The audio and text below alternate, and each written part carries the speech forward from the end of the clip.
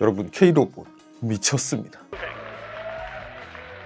자, CES 2026 즐겁게 보고 계시죠? 저도 즐겁게 보고 있는데요. 매년 가다가 안 가니까 좀 허전한데 어쨌든 화제가 된 로봇들 한번 이야기해 보겠습니다. 올해 가장 화제가 된 로봇 두 개죠. 현대 보스턴 다이나믹스의 아틀라스, 그리고 두 번째가 LG전자의 클로이드죠. 보스턴 다이나믹스는 물론 K로봇이라고 보기에 좀 애매한 면이 있어요. 미국 회사인데 현대가 인수했으니까. 어쨌든 뭐 한국 돈이면 K로봇 아닐까요? 하여튼 보스턴 다이나믹스의 아틀라스는 최초 버전은 아니에요. 원래는 머리는 없고 등산 가방 메고 다니는 듯한 그런 로봇 보셨죠? 그리고 막 일도 하고 춤도 추고 강남스타일도 추고 K로봇답지 않습니까? 하여튼 이 아틀라스가 완전히 새로운 구조로 새 버전으로 탈바꿈을 했습니다. 이 설계를 보니까 완전히 양산 구조를 생각하고 나온 게 보이고요. 제일 큰 변화가 생긴 거가 많이 변했죠. 그 이유가 드디어 보스턴 다이나믹스가 유압식이 아닌 전동식을 채택했기 때문입니다. 보스턴 다이나믹스가 유압식을 써왔던 이유는 유압식이 힘이 더 셉니다. 기름의 압력으로 하는 게 유압식이죠. 우리가 타는 내연기관 자동차가 유압식이고요. 굴착기, 포크레인 이런 애들도 다 유압식입니다. 그만큼 큰 힘이 필요할 때 쓰는 게 유압식인데 소형 기기에서도 그런 유압식을 쓰고 있었죠. 근데 이 유압식이 힘이 세고 정밀한 특징은 있지만 비싸고요, 무겁고 보스턴 다이나믹스 아틀라스는 항상 산업 현장에서 일하는 걸 목표로 하는데 사람이 하는 일을 보조한다 이런 개념으로 보면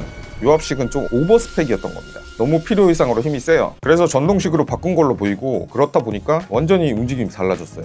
그러니까 휴머노이드들은 보통 인간을 따라하기 때문에 이 관절이 인간과 아주 다르게 움직이진 않습니다. 다리 같은 경우에도 270도, 물론 인간은 270도 움직이는 사람이 손현재 선수 이런 사람 말고 많지는 않겠지만 다리가 270도를 찢어진다거나 이런 게 이제 다른 로봇에서는 가능하는데 아틀라스는 360도를 돌려버렸습니다. 그러니까 이렇게 뒤로 넘어갔다고 쳐요. 뒤로 넘어졌어. 그러면 우리는 발을 뒤로 해서 뒷발로 이렇게 힘을 줘서 일어나죠. 근데 아틀라스는 그냥 앞발을 뒤로 짚어서 일어나더라고요. 이게 인간 구조에선 불가능하잖아요. 그리고 다른 휴머노이드들도 이렇게 하진 않았었어요. 비용 문제도 있고 이게 360도 돌아가 버리면 내구성에 큰 문제가 생깁니다. 어쨌든 그렇게 해서 허리도 360도 돌아가고 팔, 손목 다 360도 돌아가더라고요. 이게 되게 보스턴 다이나믹스답다 싶은 게 다른 로봇들은 사람이 VR기기 같은 거 쓰고 훈련을 하거든요. 여기 센서 부착하고.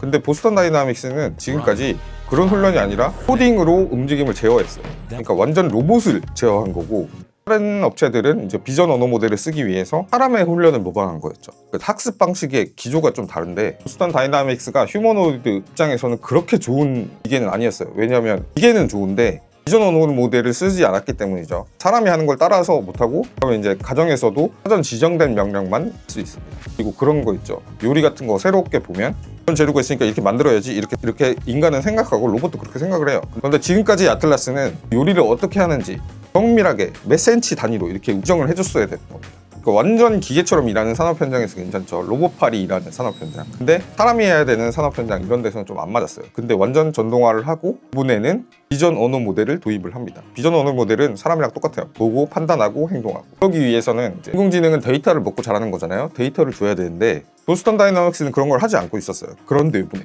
구글이 뛰어들었습니다. 구글에서 구글 딥마인드 아시죠? 알파고를 만들었던, 그리고 지금 구글 AI 개발도 구글 딥마인드가 주도하고 있습니다. 구글의 이제 AI 부서가 되게 여러 가지인데 딥마인드가 주도하고 있어요. 데미스 허서비스가 주도를 하고 있죠. 그래서 아마 이제 산업 현장에 들어가는 수준의 아틀라스는 그러지 않을까요? 다리가 360도 회전하고 이런 특징이 있으니까 코딩해서 그 부분을 쓸 건 쓰고 사람이 하는 행동을 모방해야 되는 거는 비전 오더 모델 구글 딥마인드가 학습시켜서 그대로 하고 그러지 않을까. 그러면 활용도가 훨씬 더 높아지는 결과를 낳게 되겠죠. 스펙 굉장한데 보통 휴머노이드가 1.2m에서 한 160cm, 170cm 이 정도예요. 사람보다 조금 작게 만드는 게 추세인데 키가 190입니다. 190. 무게도 무거워요. 90kg. 사람 치고는 뭐 안 무거운데 이게 그래픽에서 보면 이 로봇이 거구인지 잘 티가 안 나요. 근데 실제로는 굉장히 거구인 겁니다. 키가 190인 사람 생각해 보십시오. 엄청 큰 거죠. 근데 이제 보스턴 다이나믹스 로봇 치고는 들을 수 있는 무게가 적네요. 50kg 들 수 있다고 하네요. 50kg 저는 못 드는데 드는 분들 계시잖아요. 운동 열심히 하시는 분들. 몸무게가 키에 비해서 가볍길래 보니까 소재가 알루미늄이랑 티타늄 합금이에요. 최초에는 1.4억 원 정도 될 거라고 얘기고요. 10만 달러죠. 그리고 추후에 양산이 되면 7천만 원까지 내려올 거라고 생각을 한답니다. 5만 달러. 가격이 좀 비싸지만 그래도 보스턴 다이나믹스 다른 로봇보다는 좀 싼 편이에요. 그 로봇계 스팟 아시죠? 명랑하게 다니는 친구들은 가격이 2억이 넘었었습니다. 2억에서 3억 정도 하는데도 많이 팔린다고 해요. 왜냐면 그 연구용으로 이거보다 나은 제품이 거의 없었어요. 어쨌든 이거는 산업용이고 가정용이 아니기 때문에 우리가 볼 일은 많지는 않을 거예요. 그래서 가격이 비싼 겁니다. 그래서 옵티머스 젠2랑 비교는 좀 애매해. 그 LG 클로이드가 나왔죠. 아틀라스 공개 전에 클로이드가 먼저 공개가 됐어요. 그래갖고 먼저 화제가 됐다가 지금은 스포트라이트를 다 아틀라스한테 뺏겼죠. 클로이드 보니까 상체 연습에 많은 노력을 했네요. 이전 언어 모델도 탑재하고 있는 것 같고 아마 엑사원을 쓰지 않을까 싶습니다. 그리고 키는 1.2m, 몸무게는 25kg. 굉장히 가볍잖아요. 근데 우리가 아는 휴머노이드랑 좀 다른 게 이 다리는 휠 베이스였습니다. 바퀴로 올라가는 거예요. 바퀴 면에서는 LG가 상당히 제조 경험이 있죠. 기존의 클로이드들이 다 바퀴 달리고 얼굴 달린 돌아다니는 냉장고 같이 생긴 그런 친구들이었는데 그 클로이드에 이제 상체가 탑재된 겁니다. 하체도 나중에 탑재가 될 테지만 지금 상황에서 LG는 이렇게 판단한 것 같아요. 가정을 돕기 위해서는 상체가 더 중요하다 이렇게 판단을 한 것 같고 이번에 LG의 캐치프레이즈가 제로 레이버 홈 있잖아요. 클로이버도 시연하는 거 보여줬죠. 빨래 집어서 세탁기에 넣죠. 근데 여러분 이 속도를 보십시오. 속 터지지 않겠습니까? 물론 이렇게 생각하면 돼요. 소프트웨어 AI, 챗GPT 같은 거 쓸 때 좀 느려도 시켜놓고 딴 거 하면 되니까 한꺼번에 3-4개 일을 하죠. 이 로봇도 마찬가지입니다. 빨래를 시켜놓고 제가 빨래를 언제 하나 보고 있으면 속 터질 거예요. 근데 걔를 신경을 안 쓰기 시작하는 순간부터 걔가 느린 건 크게 문제가 아닌 겁니다. 어차피 우리가 하루 종일 집에 있을 것도 아니고 걔를 따라다니면서 막 왜 빨리 못해 이렇게 잔소리하지 않잖아요.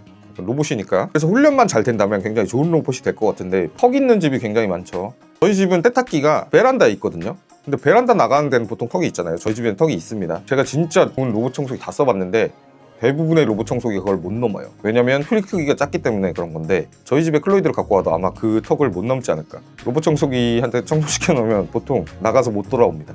거기 갇혀 있어요. 베란다에 영원히 살아야 돼. 그래서 메시지를 보내죠. 앱에서 제발 저 좀 원래대로 돌려주세요. 그냥 일반 로봇 청소기가 다른 게 그런 거를 할 수는 있겠네요. 팔이 있으니까 살려주세요.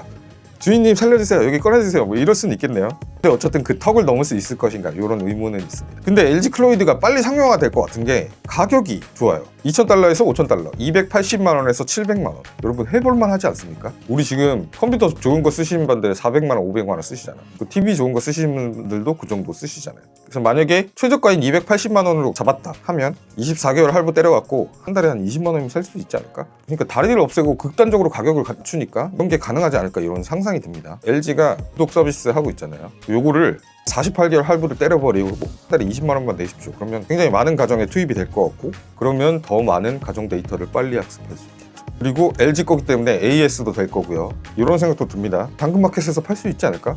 중국 제품 신기한 거 가끔 직구해서 쓰는데 이런 거는 당근에 팔 수가 없습니다. 왜냐면 사람들이 뭔지 몰라요. 그래서 대팔 수가 없는데 LG 거면 대팔 수 있지 않을까? 이런 생각이 좀 드네요. 출시 시기가 2026년이 아니에요. 저 제품이 양산 제품이라고 LG는 얘기는 했는데 양산이 저대로 나올지는 모르는 겁니다. 저거보다 훨씬 소재를 싼 걸 쓸 수도 있고 저거보다 AI가 훨씬 덜 떨어졌을 수도 있고 그렇습니다. 라이브 데모가 원래 좀 그래요. CES에 나오는 제품들이 컨셉인 경우가 상당히 많기 때문에 좀 그래요. 물론 보스턴 다이나믹스의 아틀라스 움직이는 거 보면 저건 C 제품이 아닙니다. 저거 양산 제품이 맞고 골반이나 팔 움직임도 거의 완벽하죠. 그리고 팔 자유도가 굉장히 커서 신체 자유도가 굉장하거든요. 56개, 손 움직임이 벌써 22예요. 몸이 28, 그리고 다리는 6 플러스. 다리에는 생각보다 많은 걸 안 썼는데 다리에 너무 많은 신경을 쓰면 돈이 엄청나게 나간다는 걸 보스턴 다이나믹스 알고 있는 거예요.